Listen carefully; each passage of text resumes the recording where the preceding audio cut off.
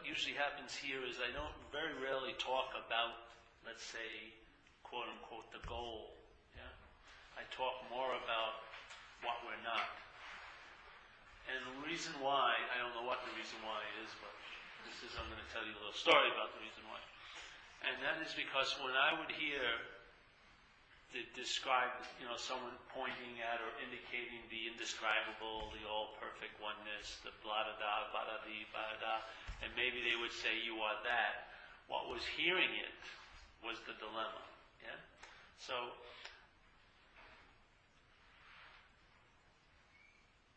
you can get a nice, very beautiful description or a pointer at what is so, but that pointer can actually be a way of being blind because of the pseudo-subject that hears it. Yeah?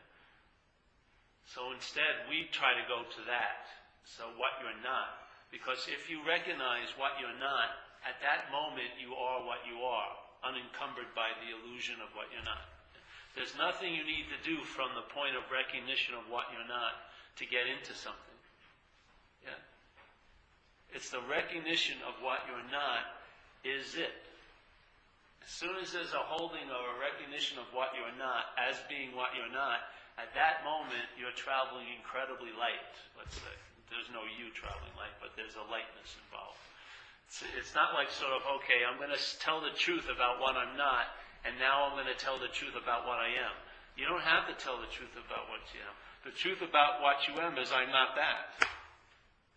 You can't quantify what you are. You can't capture it. There can't be any qualities really given to it. It's something prior to all of that. So for me, it's more than enough to recognize what I'm not. And that recognition that I'm not that, that's the activation of what I am. It's movement. Yeah? What I am's movement is unencumbered by what I'm not. Yeah? So there's no need to do anything else. But I noticed before when I was studying this stuff, and I'd hear about it, I was trying to entertain it as what I'm not. You know? I was trying, so when someone described what is, what was trying to get it was what wasn't. What isn't. And there was a big dilemma there. Because I thought I was going to get what I'm not. Yeah? But by going this way, by describing what you're not, yeah, and putting in this little invitation, you may not be that, that's it. That's what happens. In other words, at that point, there's nothing more that's needed to be done. It's just a recognition that I'm not what I thought I was.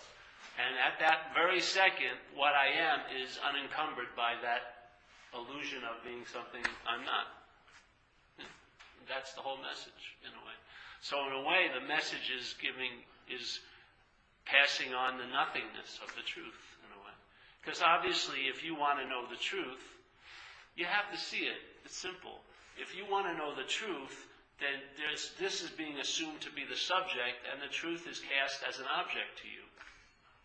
Yeah? I'm going to know the truth, like I'm going to know that car. I'm going to know this chair. Yeah? I'm going to know the truth just like I expect to know an object. I'm going to be the subject that experiences that object. Yeah? So I'm going to go on that ride, that roller coaster ride, and I'm going to experience that ride. But that cannot possibly apply to truth, because the little trick is you are that. You are that truth. So the sense of being a subject, let's see here if you like, up there.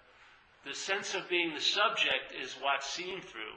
And as soon as the pseudo-subject is seen through, the tendency to make the truth an object for you to know, or peace an object to get, or love an object to achieve, yes? You now see it totally differently. Yeah? Because now you're seeing from the truth, from the peace, from the love, and immediately any kind of seeking is seen as ridiculous. Because obviously, if the truth is seeing what's going on, why would I have to seek it? Yeah? You don't have to study how to be a non-seeker. That's just another form of seeking. It's just a recognition. The mind gets stopped in its tracks in the selfing, and something dawns on it that was going unnoticed by the habit of just being identified as this action figure.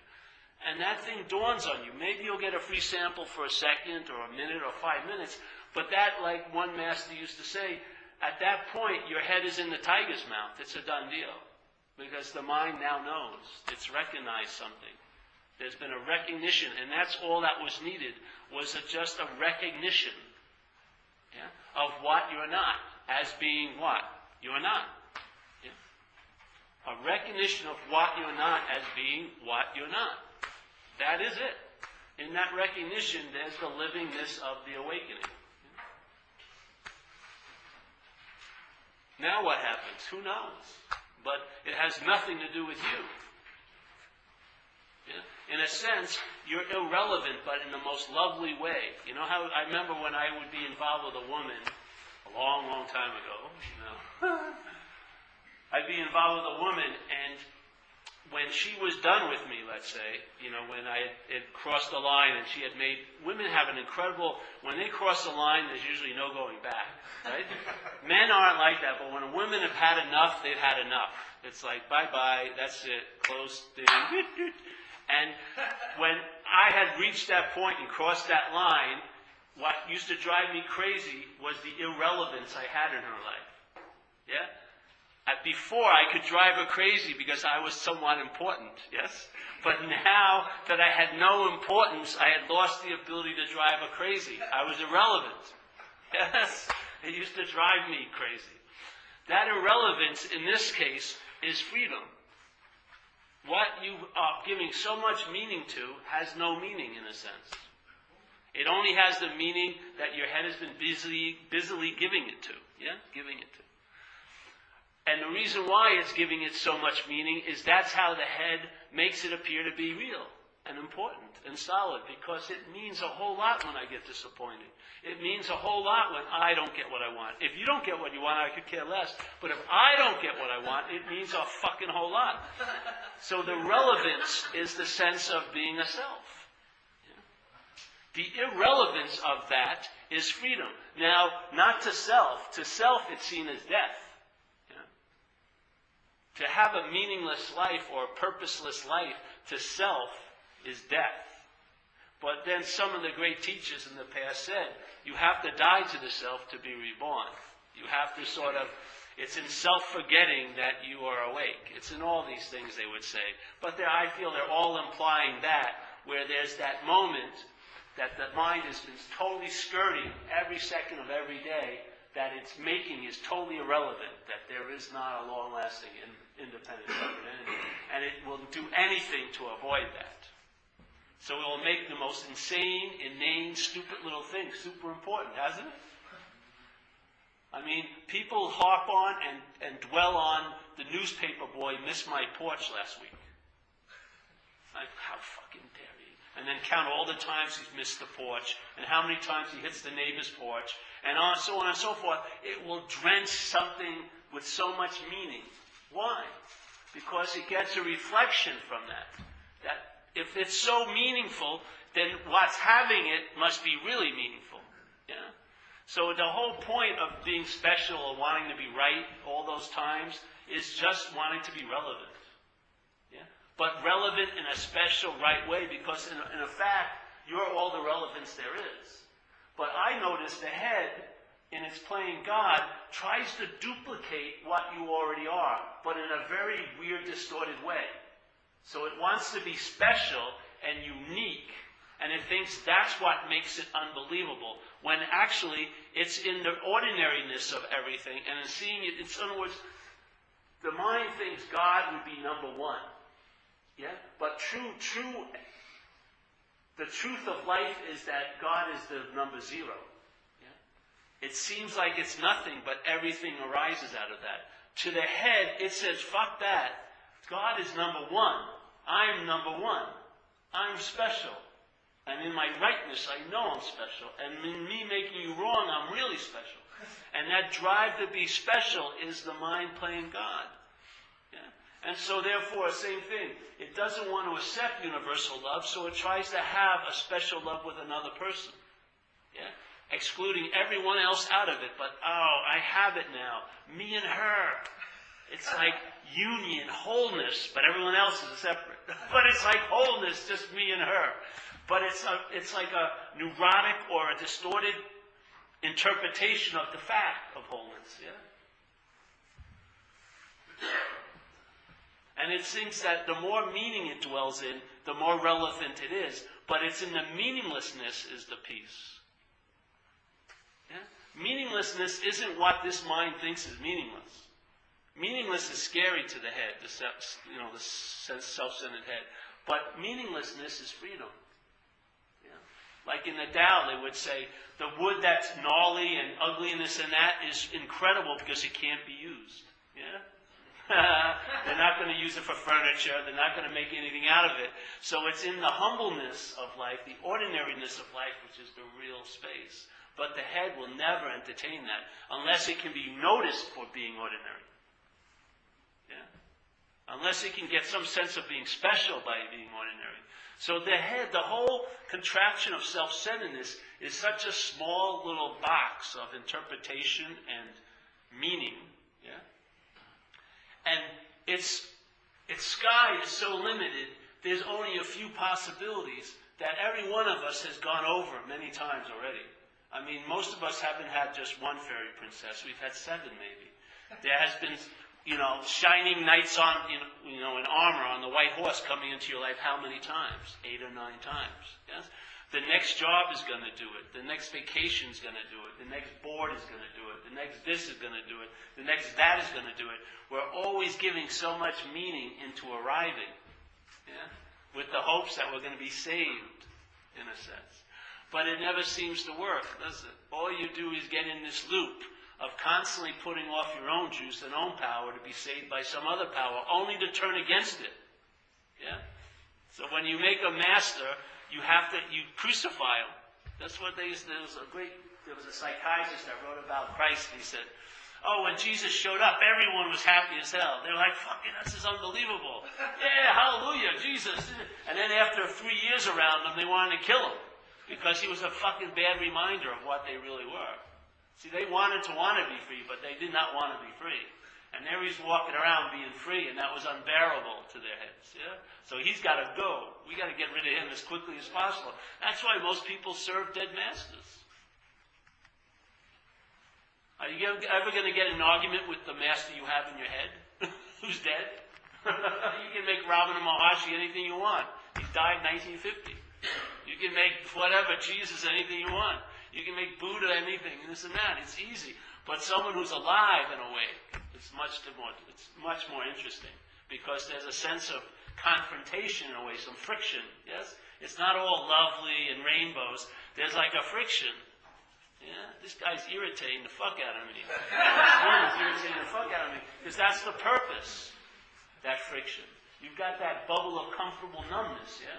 So when you're with someone who's alive, then you have tons of opinion about him. All the opinions you have about a dead master are beautiful, but you weren't there when you didn't go into the bathroom after he came out of it. It stunk. You're like crazy. You don't see it. Yeah? It's all made into a myth. Just like in recovery, what happened with the co-founders. People have ideas about the co-founders of recovery, and they're totally, if you met any people that were back then, they have totally different opinions of those two jamokes. Yeah? So things, I'm not saying anything good of that, but, the mind, to avoid the truth, will make it a myth. Yeah. So it's not even confronting because it's prior to anything. That's the trip about it. You realize that this whole thing is made up. Because if it tries to turn around, it has to do it in space and time. You've missed it. This is not our space and time. Yeah? If I sat here and said, okay, let's everyone take a minute to get ready for the talk, we've blown it. We should all leave. Because the talk was already going on, sitting there, yeah? But as soon, all right, let me open up.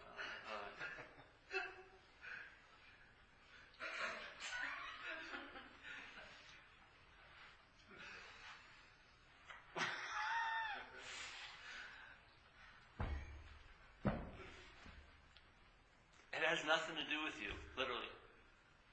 If you've exiled yourself into a limbo because you did something heinous today, the mind's playing God. Yeah? If you're the one who's playing the trumpets at the gate of heaven because you did something good, your mind's playing God. Seriously. You have absolutely no relevance whatsoever to the truth. It's just an optionless state. It's choicelessness.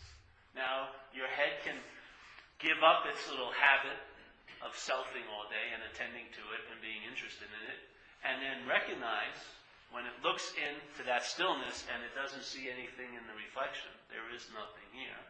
Yeah? And then it can get really busy when that happens because it really wants to avoid that, or you will just surrender, or like in that Star Trek, you'll stop, resistance is futile. You just give it up. You just give it up. And you just go along with the agenda, which I have no idea what it is, but you're on a need-to-know basis, and you don't need to know. Because the way you would know it would miss it. You would miss what the dance it's setting up. Yeah? Because you think of only from the memory, from the past. So you'll judge the next movement on the dance floor based on a past movement. And that's a new movement. Every moment is an invitation. Every moment is like pristinely beautiful. Not beautiful in the sense of ugliness and beauty, but let's just say pristine and empty.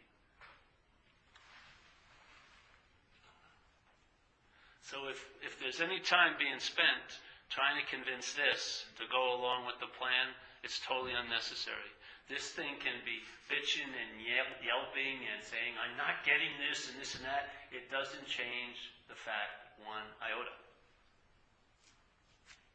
And the same thing, I've been coming to see this guy for months and I'm religiously following his invitation, whatever, my interpretation of it, and blah, blah, blah. No, that has nothing to do with it either.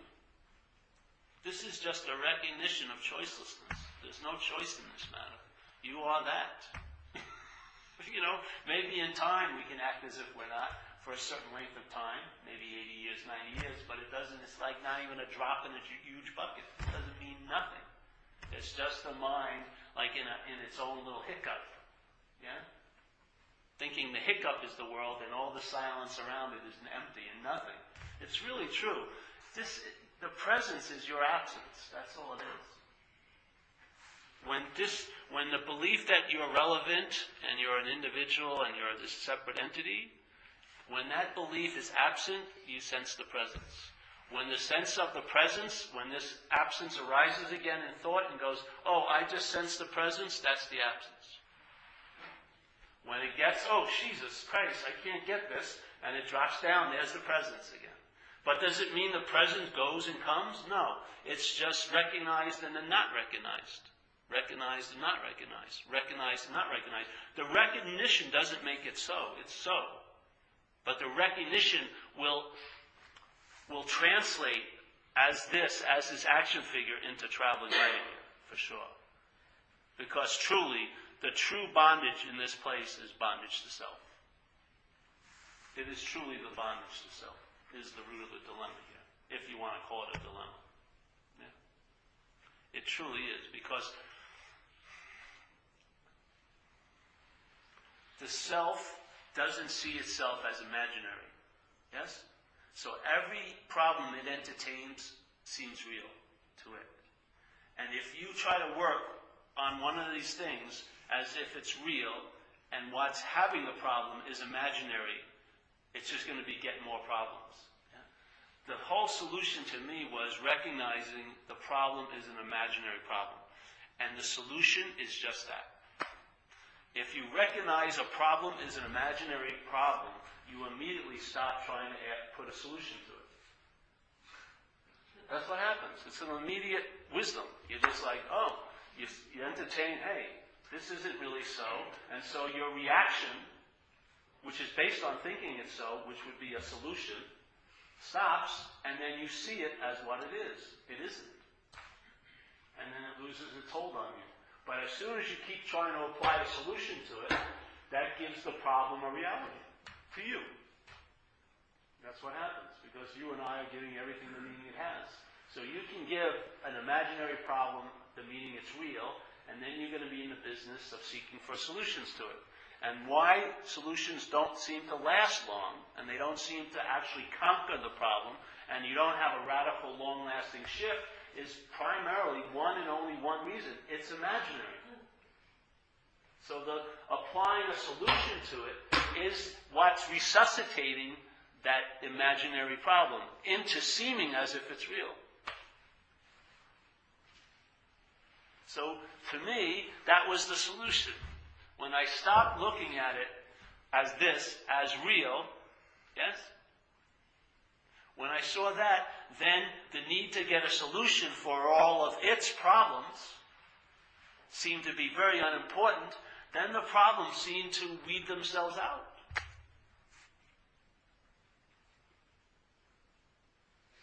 But if you take something to be real, and then you put an imaginary, you get a real solution to it, and you apply this, it creates a movement, yeah? Which is problem, solution, problem, solution, problem, solution, problem, solution, problem, solution. And in fact, the real dilemma here is that. Not that you have a problem and you haven't found a solution to it, it's the need of a problem and a solution. The real freedom is from that. Not finding a great solution to all your problems, but realizing that there is no problem shuts this whole little slinky going down the stairs of life, yeah? It stops going, because you cut it off, yeah? It doesn't have another, yeah? It doesn't have that anymore. And then you're going down into what you would call a bottom, right? But this is, it gets nuded right away, it gets cut off right away, because you entertain there is no problem. Far out. What are you going to do now? Who knows? That's the fun of it. You have no freaking idea. You're unshackled by the burden of being the babysitter and the caretaker and the nurse and everything for this thing called selfing. Not a thing, but the verb of selfing demands so much attention, and you get so little return from it. All your attention and interest is captured to sort of babysit this freaking tantrum-ridden motherfucker up there. And then what does it do?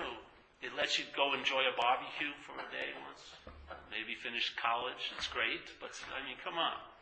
You know, I remember when I was out there, when I was a kid, I wanted to be a marine biologist.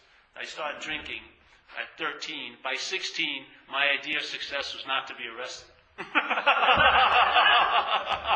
What the fuck happened? I had all this potential and it was like that, done. If you fit yourself around self, you're going to be really small. If you fit yourself around other than self, you'll be huge. You have the potential in here to be both, yeah? So, like it says in AA, instead of trying to fit circumstances around you, you fit yourself around circumstances. So instead of trying to fit the world around you, which makes your world very, very small, you fit the you around the world, and then the you breaks its bondage because the world is huge. Yes, this place is huge. And you grow into your true size. Yeah?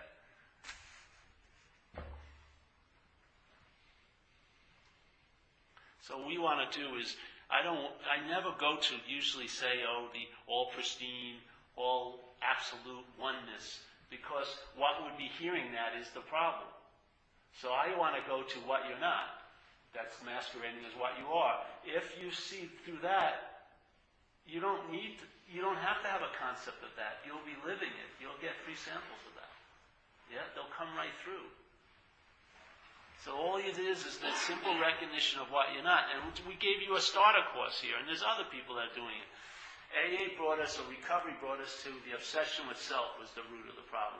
We're just taking it one step back, farther. I don't believe it's obsession with self. You can have your own opinion. My opinion is not obsession with self. It's not the problem. It's the identification as self. And therefore, if self is not true, then that problem is imaginary. How can you be identified with which does not exist? Yeah? That's the fucking solution.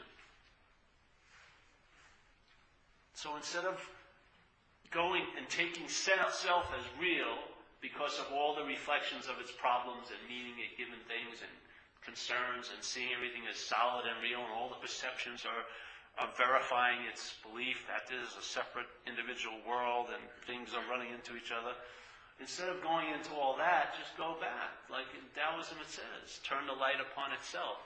It doesn't mean upon this. This isn't turn the light upon its self.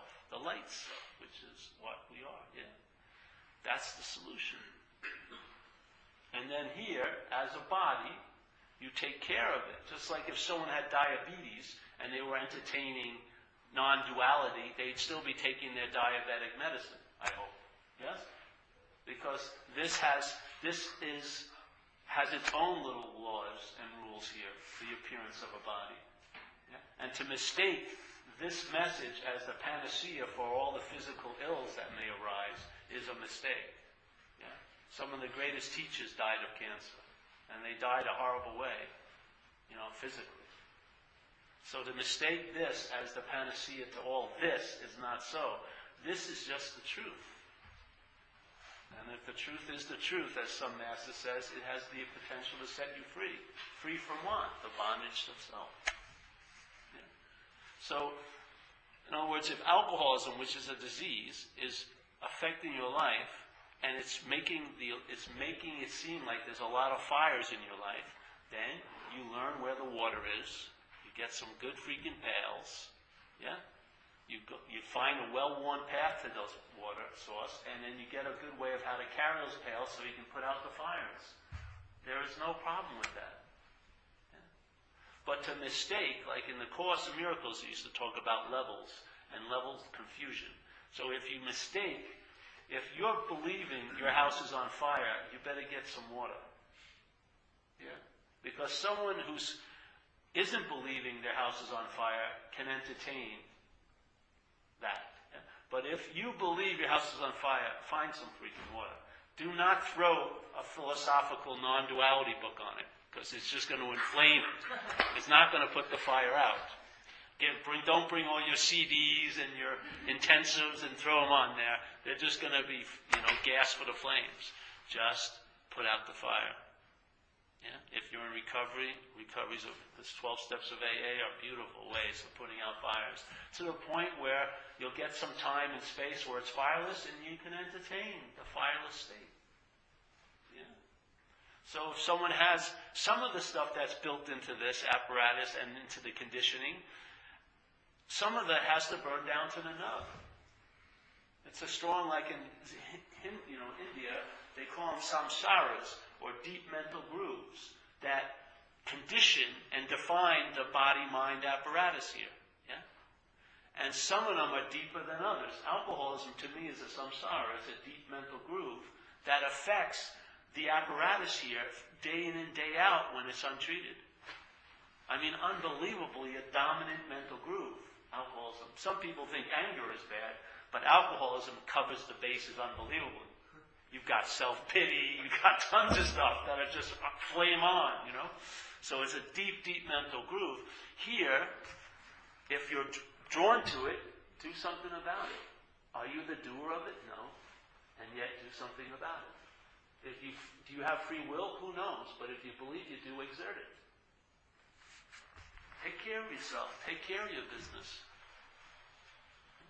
Like when I first started entertain this idea, it was a great excuse to, like my girlfriend would say, "Hey, Paul, you fucking left the oven on." I said, "There is no Paul. I'm not the doer, so obviously I don't know who left the oven on. It could not possibly been me, because there is no Paul." And she'd say, "Shut the fuck up." It had no weight, yes? The mind, the egoic mind, the selfing was using it for its own advantage. Be careful with that. If there is no self, that means there is no self. So there is no self that's now doing something. Yes? In other words, I've been in non-doing for a while, and I must have lost it because now I think I'm doing it. There was no self ever to be doing anything. So why would there ever be a self to do it now? Or not do it? Yeah? So if this apparatus, like I use this example a lot. When I was out there running around in the spiritual seeking thing, one of my great adventures took me to Mount Shasta, and they were having this giant sweat, the Native American Indian. They had they had people from all around the country with flowing long hair on Harleys driving up, and there's all these super special characters coming. They had a Native American Indian, and they built this giant tent, whatever, the way they do it, and they have these sweats in there. And I had never been in a sweat, and I didn't know. It would have been nice to know some things that I didn't know, which is like, it's stupid to stand up in them because the heat rises. And yet there were so many people in this sweat, when I tried to sit down, I pissed them off, so I stood up the whole time, and I burnt my underarms, inside my nose and my ears, and I couldn't wait to get out of that freaking tent to jump into the stream. Yeah, but I went back, and I went back for the weekend because I was a seeker. Incredible, I wasn't. There was seeking going on full steam. Then, after a few years of whatever, something dawned on me, and one of my friends was participating in another sweat up in Novato. There was an Indian. They brought an Indian from Oklahoma, but they were all like suburban white guys, with families, SUVs, Range Rovers. And they had this food, and they had soda and everything outside, and I had no desire to do a sweat or not. Something had changed. But I went there for them, and so they set it up, and we went in. So we're all sitting in the sweat, and the guy's there with the hot rocks and the herbs and putting the water on it. And as soon as I realized it was hot, I got up and left. I said, Jesus, this is hot. And I just left. And I went outside, and all those poor characters, I was eating all the food outside, beautiful sunlit, moonlit night, drinking in there. But I had absolutely it was so quick. There was a recognition, boom, bye-bye. That was that. That's how life starts getting. There's no yapping, I should have or shouldn't have. None of that. It all gets pared down. You just get streamlined, yeah? So an event happens and it happens. And if it happens, that's it. There's no argument with it, yeah? So if I say, well, what do you think should have happened? I say, well, what did happen? Well, this happened. Well, that's what should have happened. It's a simple law. How can you go around it? So, you know what I mean? You get pared down. You walk in a room and you walk in the room. Your attention and interest isn't up the self's ass about, did anyone see me walk in the room? How am I looking? Are these pants all right? My hair good? None of that going on. And if it is going on, it's way in the background because you recognize it's not about you, so there's a great benign disinterest in it. And what happens when your interest is not in that, it's in something else. Maybe what's happening, yeah? And when you're interested and attentive to what's happening, that's what it's called to be living, really. Because you can't really call living being preoccupied with what's not happening. I would call that an interpretation. And there'll be something lacking in that interpretation. You being the star probably won't be lacking. You will be the star in every interpretation. But the feeling of joy or peace or fluidity will be missing. Yeah? Because that is only attained in the verbness of life, which is now. That is not a verb. That is a made-up, dead thing, talked as if it's a verb. What happened and what will happen, but it's not happening. Yeah? So, to me, this idea of bringing it back to the real root of the problem has been my salvation, if I ever needed to be saved. Because that was the salvation. I don't need to be saved. Yeah? I have no need to be liberated, nothing. That was my salvation. So I have a certainty around it because of what it has delivered through this apparatus. Yeah? I mean, how can you tell a tree here but by its fruits? So, if you find a solution that causes the problem not to exist for you anymore, that's a pretty damn good solution. And the problem cannot exist for you unless you are identified as it. Yeah? The problem cannot exist for you if you're not identified as it. The problem will exist for you, masquerading as a solution at times, but it'll still inherently be a problem. You know?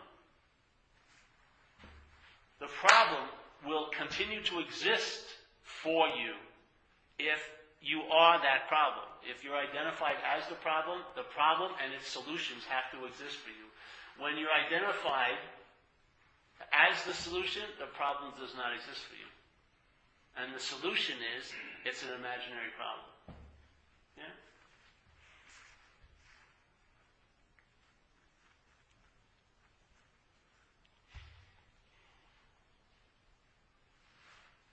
haven't seen you in a while. Yeah, I haven't been here. Yeah. About a year. Yeah, good. Is it a year? Yeah. Jeez.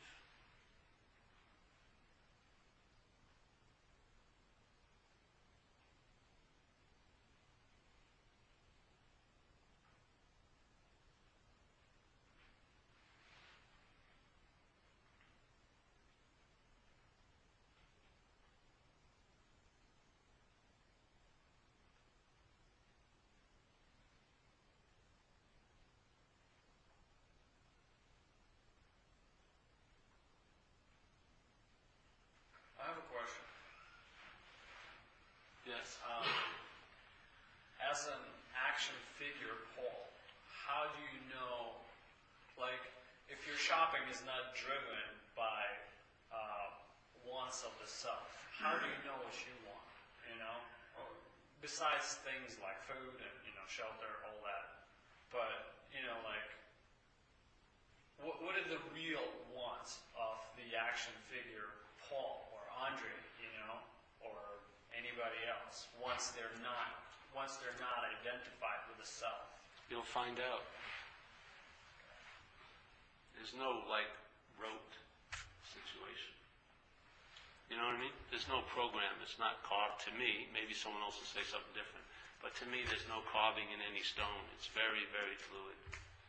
So, I don't know if there's anyone who has a real want, in a sense. But this will have a lot of wants and preferences. Yeah? But the extreme urge or need to have them met will be dismissed. So, in other words, it's sort of like wearing your dreams loosely, they used to call it, yeah? Or instead of needing something or wanting it, you prefer it to go that way. But if it doesn't go that way, it's totally fine. You know what I mean? In other words, your head almost, your directional head is like an owl. It can go around. It doesn't have a place where it gets rigid. It's just whatever, right? Yeah, I really want to do this, and tonight. And then she says, well, something's done someone else. Okay, well, we'll do that.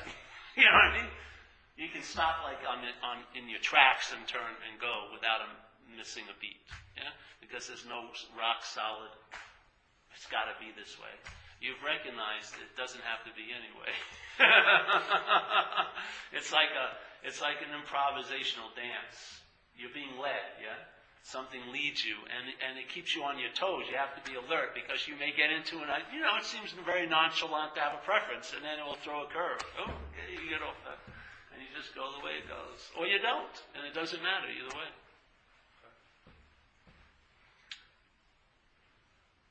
It really doesn't matter. So if I do this or I do that, it really, in a deep sense, has nothing. It doesn't matter. Yeah. Because when all's said and done, the real sense here is that nothing ever really happened. That's the trip about it. If you look at yesterday, does it really have a sense of reality to you? I mean, it turns into mist and just goes off, and you have to think to retrieve something out of it. You have to use your arm and hand like thought and go into that mist of memory and pull it back so that you can attend to it and get interested in it. That's selfing. Yeah. But the day, doesn't it feel like a day just goes when it's gone? I mean, I did some things this morning with a couple people in this room. I don't want to say what I did. But they're just gone. Bye-bye. And why would, don't you get the sense of things as being so ethereal? You're onto it. That's actually the case. You're not tripping out. Actually, your gut sense of this place as being unreal is obviously true. It is unreal. Yeah? I mean, these are just, we had the most natural reactions to situations. We've come to question them all the time. When you can feel something, this ain't right, and then your mind will, but just after a while, you just start following your gut more, or you don't. Doesn't matter. I'm just sharing what happens to me. I just follow my gut more. My gut tells me something, and I go for it. And if this thing goes against it, there's going to be shit to pay. And if I'm willing to be accountable, take the shit. But there will be shit to pay.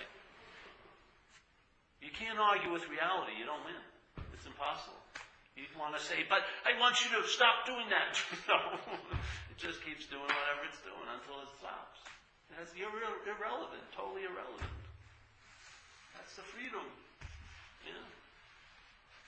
I want to be special. I believe I'm the one that kept me from knowing the truth. All right, you want to be that big of a God that you can keep yourself from knowing what you are? Good. Try it on. How does it fit? Don't you see? Big book. If the big book in recovery, the how and why of it, he says, quit playing God. How many people are talking about that? The how and why of the whole thing is quit playing God. I don't hear any freaking people talking about it. This is the how and why of it. I think that's all encompassing. How and why. The how and why of something is a pretty big deal. It says quit playing God. Why? It doesn't work. Well, how are you going to know what doesn't work if you don't recognize what playing God is? To me, it's clear as day. Selfing is playing God. The mental process is playing God. It's trying to tell you how you were, how you're going to be, how you will be, how they were, how they're going to be, how they are, how the world is, how it's going to be, how da-da-da. It's playing God. It's like projectile vomiting playing God all day. You wake up in the morning, it tells you how the day's going to be. You haven't even gotten up. And it constantly tells you how you're going to be and how you are. Every time you look at yourself, every time there's the looking in the mirror, it's like you're getting tattooed again with the story of Paul. Quit playing God isn't just like it didn't happen up in Yosemite 1998 on a day with the wind blowing through my long locks at that time. It's a moment-to-moment recognition. You see the playing God, and in the seeing playing God, that's not playing God. Yes? In the seeing of the head playing God, that's not playing God. That's being God. When there's the seeing of the head playing God, that's being God. It's only God that will recognize something playing God. Self will not recognize the playing God, because that's what it is. It's a lesser God playing God. It's called self. When you see that playing God, at that moment you're being God. That's it. Your head may come up and say, I thought it would be much bigger than this. Well, that's being God can play very small. There's no parameters on being God. I didn't think being God would be so ordinary. To who? To this thing that wants to be special. I don't want to be God to that. That's bondage to self. That's why it says in the book, the third step, I don't want a God of my own understanding. That's the last thing I want. In the beginning it was important, but now at this stage, it is the worst thing I could possibly ever imagine, having a God of my own understanding. Because if I do, that God is going to be smaller than self. Because what's having the understanding of God is self. And it's always going to make whatever it understands lesser than it. How is that God going to serve me? Is that God going to bring about a freedom from self, if it's a product of self? I want a God of its own understanding. I want a God of its own understanding. I want a God of God's understanding, not of my understanding. I don't like the word God, but you know what I'm implying, yeah? I want an understanding not defined by my prior understanding of self-centeredness. I want an understanding that passeth everything else, a peace that passeth all understanding. I want a peace, a new attitude, a new outlook, a new happiness, a new joy that isn't coming from self-centeredness. Because that's the same old, same old. And that joy will bond you just as the sadness will. But peace does not bind you. It's not the peace of self-centeredness which binds you to the chaos. Yes? Because they're two sides of the same coin. This peace doesn't have a second. This joy doesn't have a second. This bliss doesn't have a second. Yeah?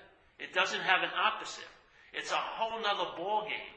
It's not defined by duality. It's defined by oneness. Or actually, I think nothingness without a first. Not first without a second, but nothingness without a first. It doesn't play the game we're so used to taking to be real. It doesn't have either or in it. And there's no self in it. It's a system that is not centered on self. So guess what? A system that's not centered on self is going to have a lot of possibilities that a self-centered system doesn't have. A system that's not centered on self will have a whole nother way of living. Yes? When it downloads into this expression or experience of living, it will download a whole new set of programs than self-centeredness will. But to try to squeeze this into self-centeredness only neuters the message of the other realm. Yeah? Instead of trying to fit the fourth dimension or the spiritual realm into the third dimension, neuters the fourth dimension. Yeah? You only do that if you're identified as self. You're trying to understand that what's not understandable from self-centeredness. And so what you do is you adapt the truth to fit it. You adapt the truth to fit it. You make certain someones that were the harbingers of truth, but not everyone is. No way. There's all special masters, but you're not. All of this happens. It bastardizes or something. Yeah? Why? Because this system doesn't fit into self-centeredness. What it does is it shows the recognition there is no self-centeredness. It doesn't integrate into self-centeredness. There's a recognition there is no self-centeredness. That's how it integrates it. It says, this problem does not exist. Hallelujah. What else could be the solution but that? What else could be the solution but the problem does not exist? Any solution that verifies the existence of the problem is a problem. Yeah? The real solution is that the problem does not exist. Of course you seek solutions for your body condition. That's the conditioning of the body for survival. Yes? But the spirit isn't cast into the same mold. You don't seek solutions for the spirit. You recognize there's nothing ever possibly wrong in it. Yeah? There's a recognition that no matter what I did here or didn't do here, it did not affect my nature. It cannot possibly touch my nature. It can't leave a scar on it. It can't tattoo it. Nothing. So therefore, I am irrelevant in its... I am only relevant in what Jesus says we're in this world, but we're not of it. Yes? The inness is irrelevant in the ofness. The ofness is incredibly relevant in the irrelevant. Yeah? The ofness has a huge effect in. Yeah? But the in has no effect on the of. That's all we're doing. It's like oil and water. They do not mix. Do not seek a solution in the problem, but recognize there is no problem. That's the solution. And if you can't recognize it, ask who is it that can't recognize it. And if you realize that you isn't you, there's no need to recognize it. You are it. Recognition is one step too many. You don't even need to recognize it. You are it. If the obsession with the selfing is, if there's loss of interest in that, you'll recognize the verb of living, of being, of I amness. You'll recognize it. You'll sense it. You won't recognize it as a subject to it as an object. You'll sense it. That's the bit. That erases. That's more powerful than 8,000 pages of scripture. Just that recognition. It's not a recognition. Just that whatever, a sense, an intimation of something, of nothing. Really. We're at that. So I love the idea of choicelessness. That's why I think AA in a sense mirrors it with abstinence. Yeah? When you have abstinence, you're not thinking about drinking or not drinking. Yeah? Like when my friend was coming to me and he said he had been sober for a long time and then he started drinking again. And he took me to lunch to tell me that because I had been his sponsor at one time. And he says, I've been doing it pretty successfully. I haven't gotten arrested, no car accidents. I said, yeah, but how much time did you spend thinking about this conversation with me? What's your mind like when you go to dinner now? Shouldn't I have wine? You call that successful? Your mind is now preoccupied with the possibility of should I drink or not. Yeah. You call that peace? You call that being successful? Now you're totally preoccupied. Will I drink or won't I drink? That's not fucking freedom. You're paying the piper out the wazoo. Choicelessness brings peace because there's no option. Yeah? There's no option. That's true peace. Because if it was an option to you, you'd make it a little bit of peace, a little this, a little that. Why? Because it spices it up and it makes you seem important. To have peace and then have the ability to say no to it makes you grandly important, doesn't it? To know the truth and say no to the truth, that makes you more powerful than the truth. That's why we do this. We say, oh, I have a choice to know God or not. Which is the bigger God? The God that you are choosing to know or not know, or you, the chooser of it? I would say the you is the bigger God player there. You've made God something that you can say yes or no to. Your nature, is there an impossibility of saying yes or no to it? It's a fact, like it or not. I found when I succumb to that optionlessness, it's freedom. Freedom from choice, freedom from options, freedom from yes and no, freedom from close and far, freedom from love and hate, freedom from doing and not doing. It's a freedom from all of it. The whole enchilada, you become free from the system of self-centeredness. Jeez.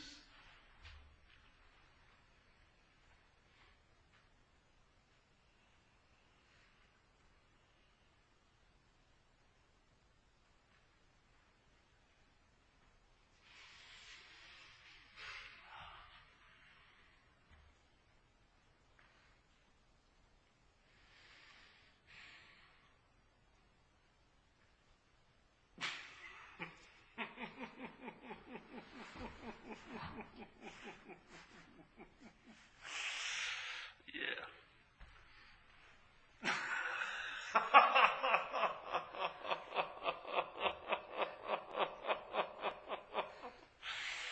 Don't you see guilt and shame is a way of being relevant? You'd have to be something to be so guilty. You should have been something so much better than you are. Guilt and shame is selfing up the wazoo. Fucking bullshit. Don't you see it? It's like relevance. The mind is trying to get relevance constantly. Something your whole life would have been different if you wouldn't have done something, you're fucking pretty powerful. If your whole life depended on that one choice you made when you were 15 years old, and it would have been totally different in your life if you would have made the different choice. Yeah? Wow! You're fucking relevant, man. I have to admit it. That you have that much power, one choice that you feel you should have done and didn't do, changed the whole ballgame. I got to hand it to you. That's some cojones, some power. Don't you see it then? A little bit is a drive to be relevant. Every bit of guilt and shame you're entertaining, how bad you are for what you did when you're out there, and yet we're going against the whole program of recovery, because in the first step says you were powerless over alcohol and drugs, let's say, and your life became unmanageable. Powerless means you didn't have a choice, yeah? Where's all the guilt and shame then? If you had no choice about what you did, then where did the guilt and shame get harvested? If you really entertained the first step, there's a huge amount of freedom then, because you'd be free from guilt and shame. If you got that, you were truly powerless. But most people still don't. They still believe they had something to do with it. They still believe, no, I really wasn't taken over by alcoholism. I really wanted to do something. It's all a story of relevance the mind's projecting. But when I notice, guilt and shame only has one branch it can rest on, which is personal doership. The first step is negating that right away from the first few words of the first step. We admitted that we were powerless over what? So if you're powerless, it's just like I'm dancing with a gorilla, and I'm powerless over that gorilla, right? I'm not going to stop until it wants to stop, right? It's like 800 pounds. I may be going, I don't want to dance. It doesn't matter. I'm going to stop when the gorilla wants to stop. So powerlessness sort of implies that to me.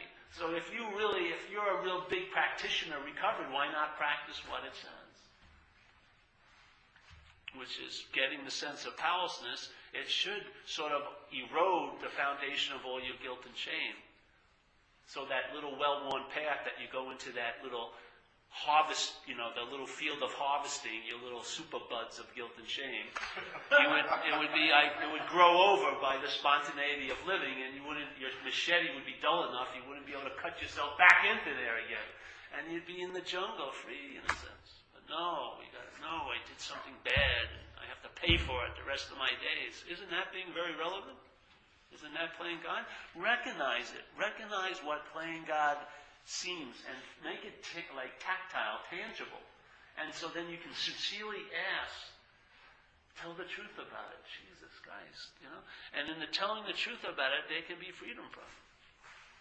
But feel into it. Feel into how important it is for you to be relevant as a person to yourself and to others. And see what a driving that force that is in your head. And to see what it's producing, and is it bringing about what you really want? Does special really translate into you being happy, joyous, and free? And see, and get a feeling, all right, I don't want to keep buying, it's like those huge apples now. You ever see those in the supermarkets? They're like giant apples and giant fruit. They're making these things that are insane, and they pump it up with perfume and they polish it, but if you ever bite it, it's a bland taste. It looks like about the size of a volleyball or something. But it doesn't taste like a good, small, tiny apple.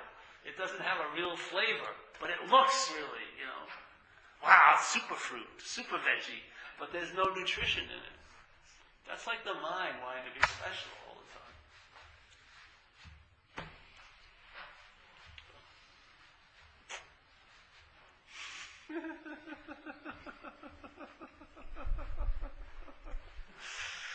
I think my next vacation is going to be in an asylum for a few days. I got to take a break. I do.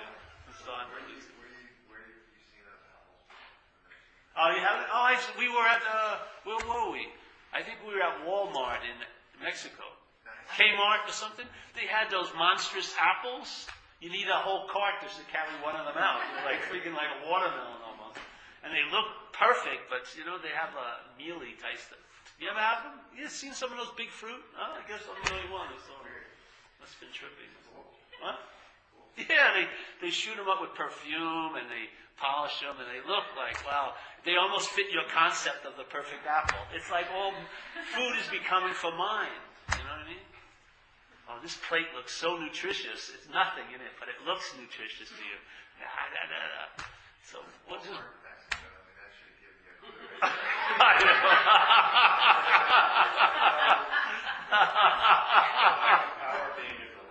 We were oblivious to it. So, any questions? Any other questions? Yes?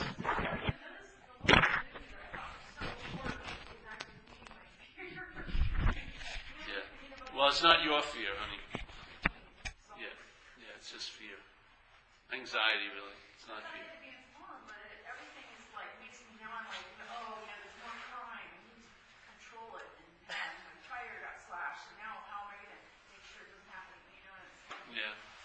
Well, in a sense here, in like mass manipulation 101, the first thing is to inject anxiety and fear into the populace, because then they're more easily led.